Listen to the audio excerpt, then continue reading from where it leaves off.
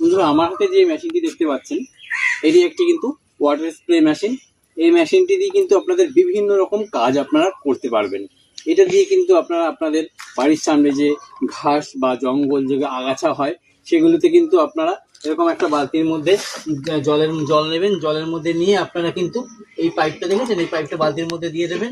তার মধ্যে কিন্তু আপনারা আপনার ঘাস মারা যে বিষ আছে বা তেল আছে সেইগুলো কিন্তু এই জলের মধ্যে দিয়ে কিন্তু তখন আপনারা এইভাবে এই মেশিনটার যে স্প্রেটা দেখতে পাচ্ছেন এইভাবে কিন্তু আপনারা স্প্রে করলে কিন্তু আপনাদের গাছের এইভাবে ঘাসে প্রয়োগ করলে কিন্তু আপনারা এটা এই গাছগুলো কিন্তু আপনার মরে যাবে আপনারা। ঠিক আছে, এইভাবে আপনারা আপনাদের গাছগুলোতে বা আগাছাগুলোতে এরকমভাবে স্প্রে করে বিষ প্রয়োগ করে আপনারা আগাছাগুলোকে মারতে পারবেন।